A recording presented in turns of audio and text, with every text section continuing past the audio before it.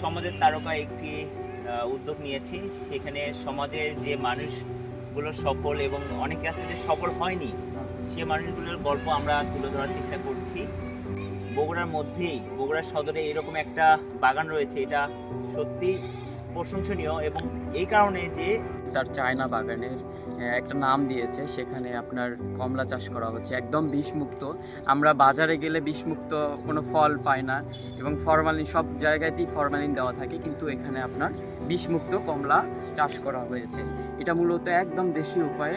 দেখা যাচ্ছে যে চায়না, দার্জিলিং, তারপর হলো বিভিন্ন প্রকার যে কমলা চাষ, মাল্টা চাষ আছে, এটা মূলত একদম বিষ প্রক্রিয়া মুক্ত। এটা কিভাবে আপনার প্রথমে চিন্তা ভাবনা? আসসালামু আলাইকুম। আমি প্রবাসে ছিলাম। আমি 2006 মে আমি প্রবাসে যাই, রওনা দিই। তো ওখান থেকে আমার ধীরে ধীরে ধীরে ধীরে সুবাদে আমার অনেক ইউটিউব চ্যানেলে অনেক দেখা যায়, বিদেশে ইংলিশ কান্ট্রিতে দেখা যায় যে এরকম মাল্টা বাগান, কমলা বাগান, চায়না কমলা, ম্যান্ডারিন, দার্জিলিং ইত্যাদি ইত্যাদি ফসল, আপনি ফল বা ফসল আপনি একক যৌথভাবেই একটা জমিতে ক্ষেত রোপণ করতেছেন। তো যাই হোক, সেই সুবাদে আমি একটা, আমার লজিক ছিল, আমার ফ্রেন্ড ছিল, আমার ইন্ডিয়ান মালওয়ারি, প্রকৃতপক্ষে মাদ্রাস ডিস্ট্রিক্টের। তো ওদের সাথে আমি একদিন আলোচনা করলাম, আলোচনা করে বলবো ঠিক আছে, ওকে, সমস্যা নেই, তোমার জমি কীরকম? আমি বললাম এই জমি। তারপরে আমি এখান থেকে ভিডিওতে দেখালাম আমার জমি সিস্টেম। তো ও দেখানোর পরে ও বলতেছে ঠিক আছে, তোমার চারা কতটি লাগতে পারে, তোমার জমি কতটুকু। আর তো আপনি বিঘা বোঝে না, ওরা বিঘে কী জিনিস ওরা তো আপনি বুঝতে পারার চেষ্টা করেন না, ওরা হচ্ছে কাটা হিসাব, কাটা হিসাবে। তো আমি বললাম যে এতটুকু। আপনাদের বাগানটা ঘুরে দেখাবো। এই যে আসুন,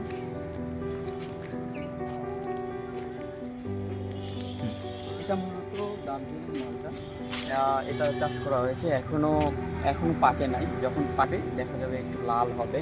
এবং এটা হলো চায়না কমলা, এটা ডিপ অনেক সুন্দর হয়েছে, একদম সুস্বাদু। আমাদের আঙ্কেল আমাদের খাওয়াইছিলেন, একদম সুস্বাদু, একদম মিষ্টি। এটা হলো মান্ডারিন জাতীয় একটা মান্ডারিন জাতের কমলাগুলো দেখতে কেমন হয় দেখুন।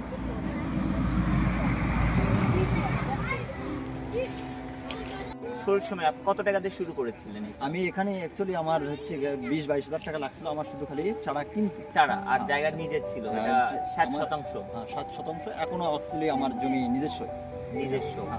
আমার চারার বয়স হইতেছে 4 বছর। 4 আমি বছর, হ্যাঁ, 1 এটা বছর আপনার বাবা ড্রপ মারার, বলল। 1 বছর ড্রপ দিয়ে তারপর 3 বছর থেকে আমার মতলব আমার 3 মাস 3 বার আমার 3 সিজনে আমি এই ফসল পাইতেছি। আর ধরেন এই যে আপনার বাবা বললেন 8-9 মাস লাগে একটা ফল একদম মানে বেচার এবং খাওয়ার উপযোগী হওয়ার জন্য। হ্যাঁ, সেক্ষেত্রে ধরেন বাৎসরিক বেচা কেনাটা বা কত টাকা বেচতে পারেন?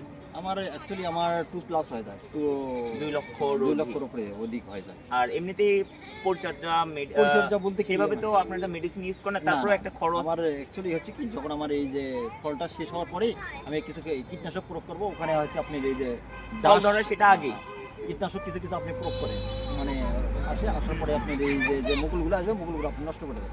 এই জন্য আমার কিছু কীটনাশক প্রয়োগ করবো, প্রয়োগ করার পরে শেষ।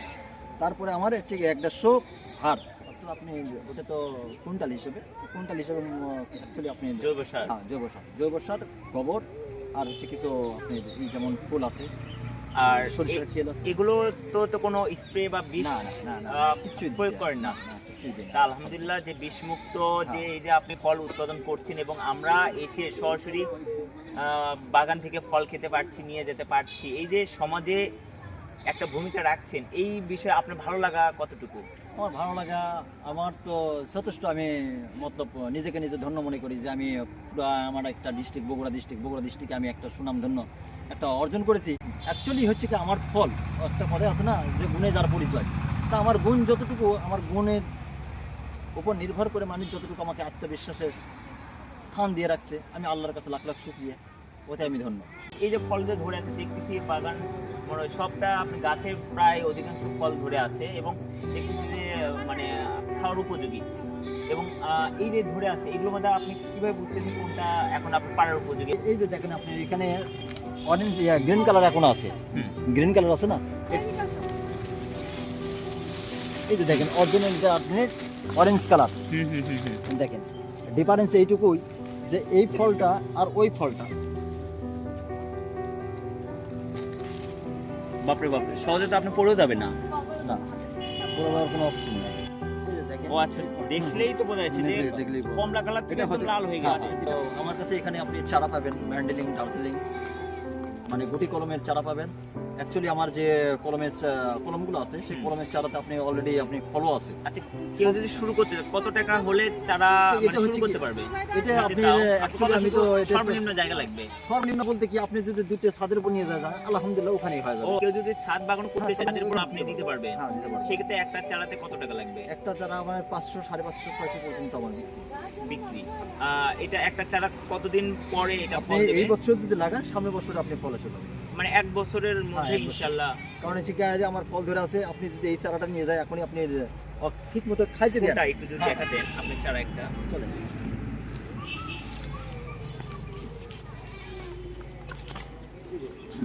এখানে ধরে রয়েছে। তারপর ওই যে সামনে আছে।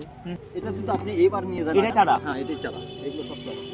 এটা ধরেন এটা বর্তমান দাম দাম এটা আপনি 600 টাকা। 600 টাকা। এটা কতদিন বয়স হচ্ছে? এটা বছর চলতেছে, এই 1 বছর চলতেছে। 1 বছর। তাহলে ধরেন এটা তো 1 বছর হয়ে গেছে, তাহলে হয়ে গেছে। ছাদে লাগানো মাত্র এটা এইবারই মানে ফল। এইবারই ফল। আচ্ছা, ফল আসার সময়টা মানে ফুল যে আসে সেটা তবে অ্যাকচুয়ালি হচ্ছে কি জানুয়ারি ফেব্রুয়ারির দিকে আপনি অলরেডি পরিপূর্ণ হয়ে যাবে। ভরপুর হয়ে যাবে। জানুয়ারি ফেব্রুয়ারিতে, তারপরে এই যে তারপরে 7-8 আপনি মাস পর ধীরে ধীরে ফল বাড়বে বাড়বে, বাড়তে তারপরে? বাড়তে বাড়তে আপনি নভেম্বরের ফার্স্টের দিক থেকে আপনি ফল পাকা শুরু হয়ে যাবে। খালান খেলে বাদুড়া একটু সাইডে ইয়ে রাখেন তাহলে আমি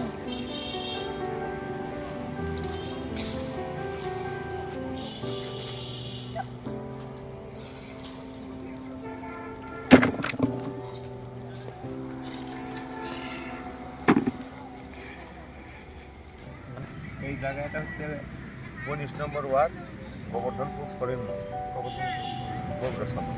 আপনাকে সত্যি অসংখ্য ধন্যবাদ। ইনশাআল্লাহ আমরা আসবো এবং হয়তো আমরা আপনার বাবার সাথে কথা বলেছি এবং ঠিকানাও দিয়ে দিচ্ছি, যেন মানুষজন এসে আরো এই যে আপনার যে উদ্যোগ এটা মানুষ দেখতে পারে এবং বিষমুক্ত ফল এখান থেকেও কিনতে পারে, প্লাস যদি কেউ বাগান করতে চায় সেক্ষেত্রে চারাও নিতে পারবে। সবাইকে অসংখ্য ধন্যবাদ। আসসালামু আলাইকুম।